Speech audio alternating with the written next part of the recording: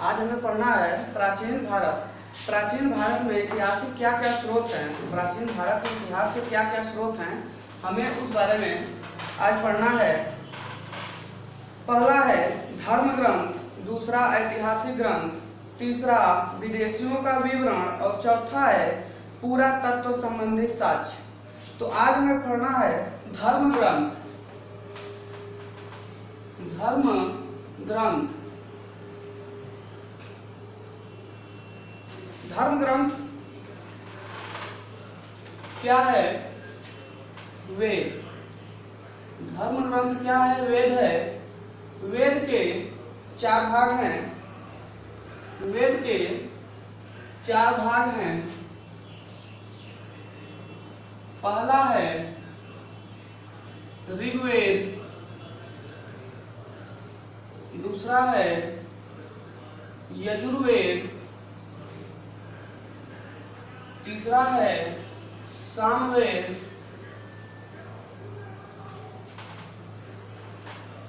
और चौथा है अथर्ववेद। अथर्ववेद। हमें ऋग्वेद में पढ़ना है। ऋग्वेद में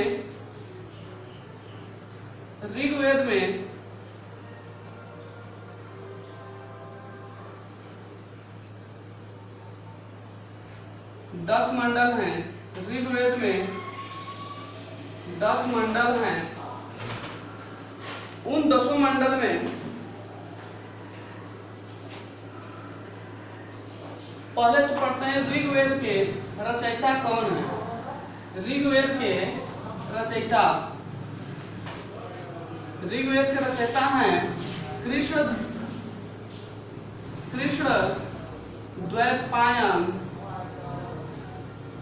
कृष्णद्वैपायन वेद व्यास। यानी कि ऋग्वेद के रचयिता हैं कृष्णद्वैपायन। वेद व्यास को माना जाता है।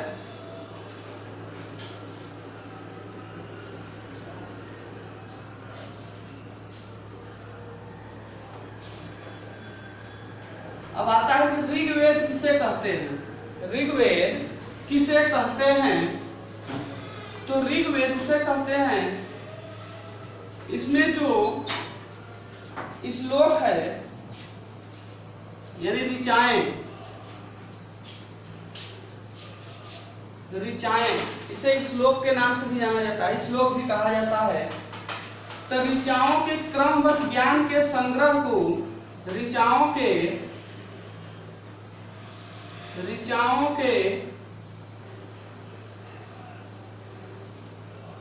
क्रमबद्ध ज्ञान के संग्रह को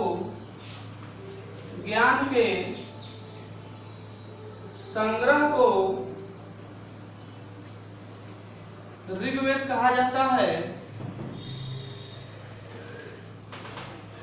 ऋग्वेद कहा जाता है। ऋचाओं के क्रमबद्ध ज्ञान के संग्रह को ऋग्वेद कहा जाता है। ऋचाएं, श्लोक, इन ऋचाओं को जो महर्षि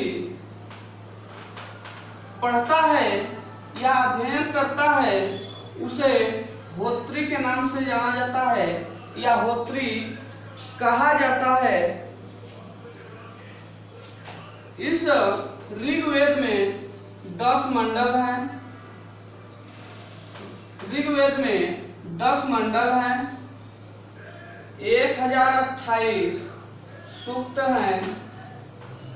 10 मंडल है, 1028 सूक्त हैं और 10,462 ऋचाएं हैं। 10,462 ऋचाएं हैं।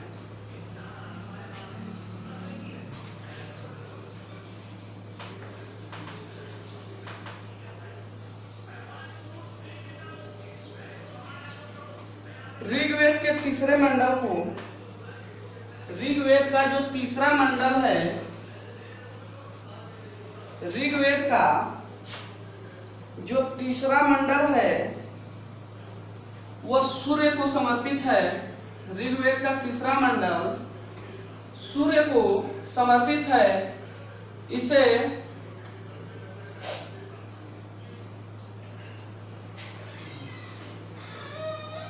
तीसरे मंडल को या तीसरे मंडल के रचयिता हैं विश्वामित्र। ऋग्वेद के तीसरे मंडल के रचयिता हैं विश्वामित्र। और ऋग्वेद के आठवें मंडल को खिल कहा जाता है। खिल कहा जाता है।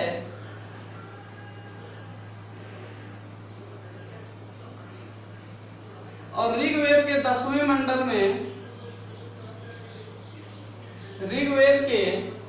मंडल में चतुष्वर्णों का उल्लेख किया गया है। चतुष्वर्णों का उल्लेख किया गया है। चतुष्वर्ण का मतलब है 4 वर्ण। चतुष्वर्ण का मतलब है 4 वर्ण। 4 वर्ण में आते हैं, पहला है ब्राह्मण, दूसरा है क्षत्रिय,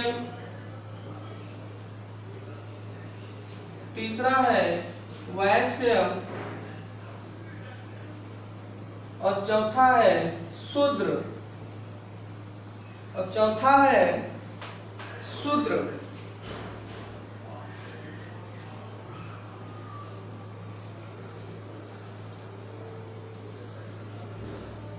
चतुष्वर्णों में माना गया है कि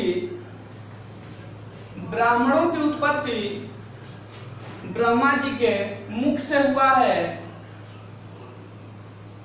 क्षत्रियों का उत्पत्ति ब्रह्मा जी के भुजाओं से हुआ है। वैश्य की उत्पत्ति ब्रह्मा जी के जंघा से हुआ है। जांग से हुआ है। और शूद्रों की उत्पत्ति ब्रह्मा जी के चरणों से हुआ है।